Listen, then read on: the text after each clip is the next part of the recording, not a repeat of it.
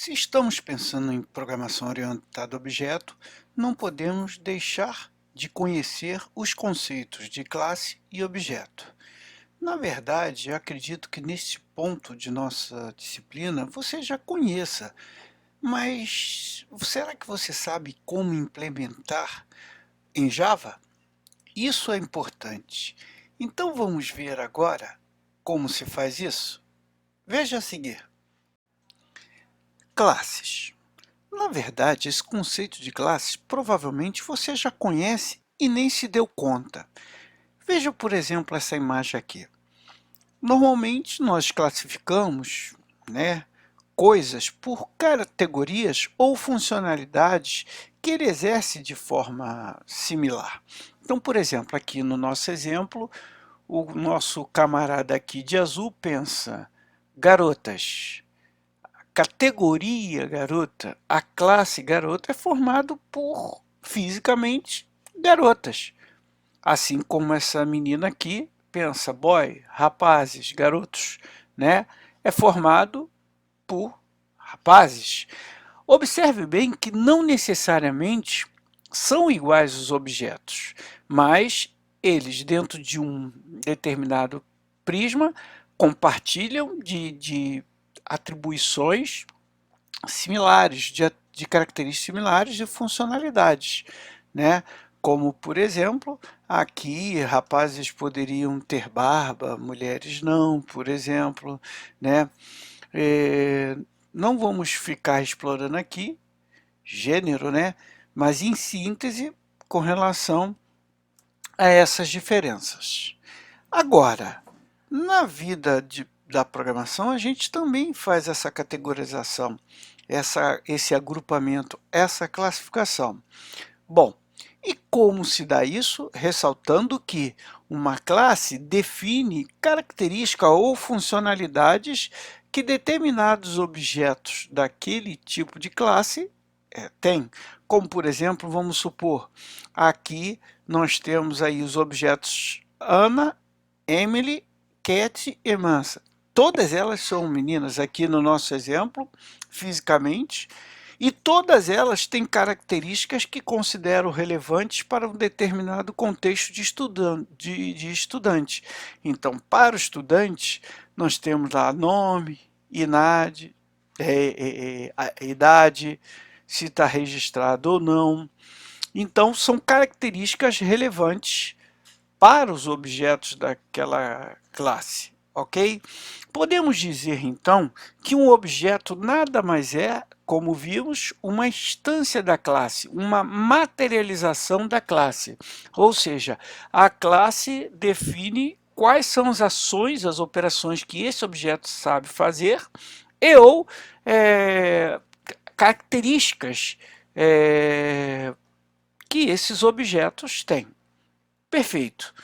Legal, mas como, Oswaldo? Isso eu já tinha visto no outro vídeo. Como é que eu faço o programa propriamente dito? Como é que eu transcrevo uma classe? Como é que eu crio um objeto lá na prática em Java? Eu já entendi o conceito.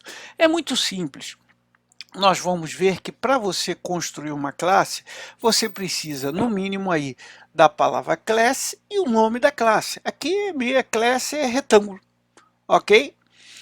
Bom, aí obviamente que nós temos operadores de escopo que por enquanto você poderia até desprezar, ok? Mas aqui, a título de curiosidade no momento, estou dizendo que essa classe é pública, ou seja, outras classes, outros objetos poderão ter acesso a objetos desse tipo de classe e delimitar entre abre-chaves e fecha-chaves. Ah, Oswaldo, e o que é isso aqui em cima? Eu sou obrigado? A princípio não, mas eu já estou te mostrando. Que seria o pacote? O pacote é uma forma de você organizar dentro, no caso do nosso computação aqui, no nosso sistema operacionais, dentro de pastas. Então, por exemplo, eu estou botando aqui Package Graphics, ou seja, lá dentro você vai ter um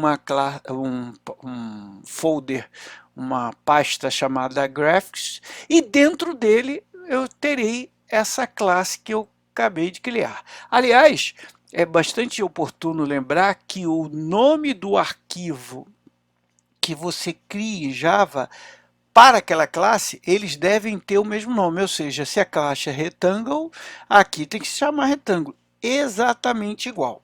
Então, aqui, no meu exemplo, o retângulo está dentro, é uma classe que o arquivo se chama retângulo.java e está dentro do diretório gráficos. A mesma coisa aqui, só para a nível de ilustração, nós temos package com hobby graphics public class retângulo, ou seja, a classe retângulo foi descrita em um arquivo chamado retângulo Java, que está dentro do diretório gráficos, que está dentro do hobby not e que está dentro do diretório com.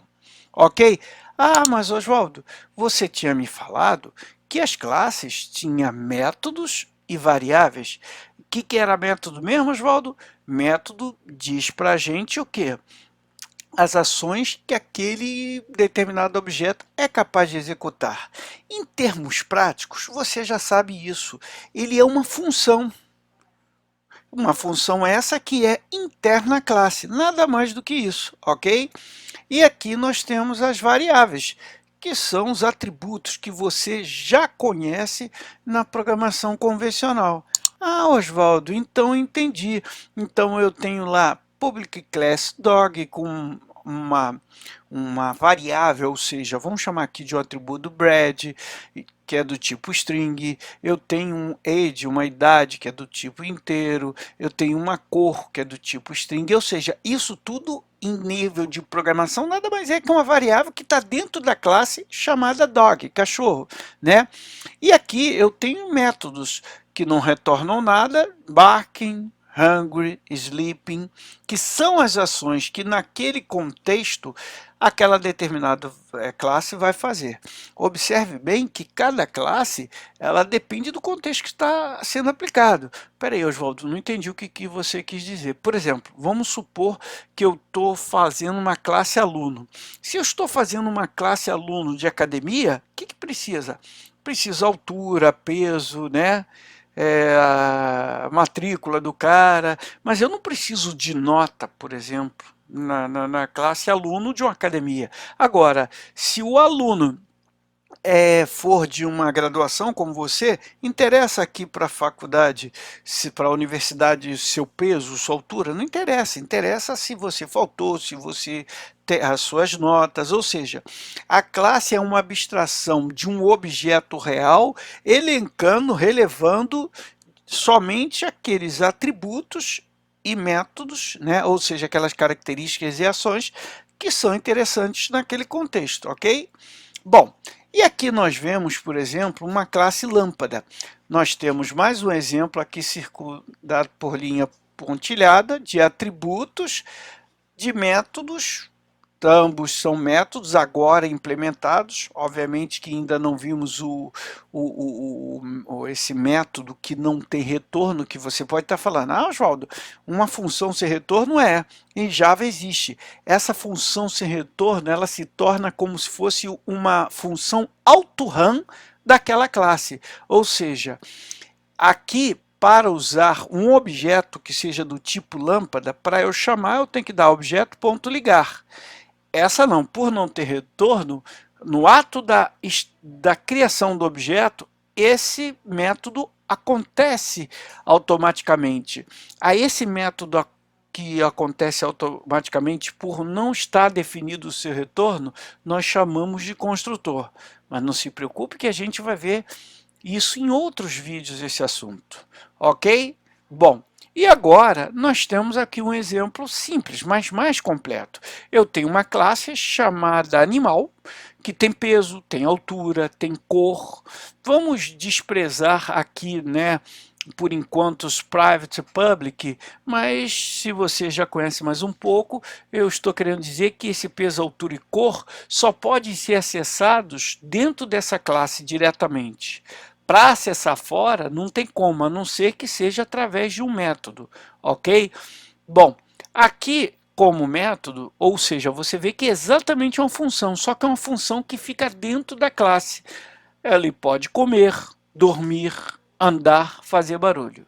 Ah, fiz a classe. E como é que eu rodo o meu programa? Primeiro eu instancio, tá vendo? A classe é animal. instanciei animal. Oswaldo, 2 animais aqui? Mas esse é diferente desse porque, lembre-se,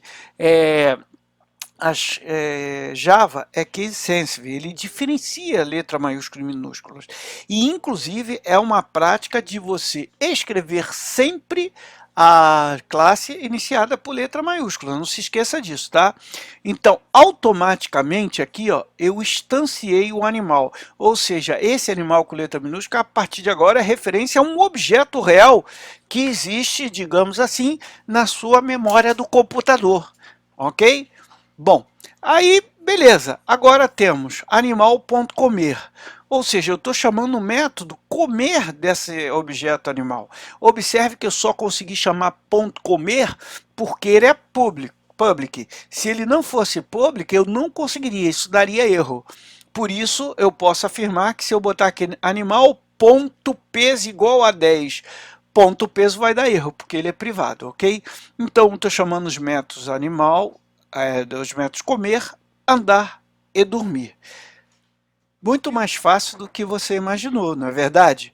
Mas não se preocupe, a gente ainda vai avançar um pouco mais nesse assunto.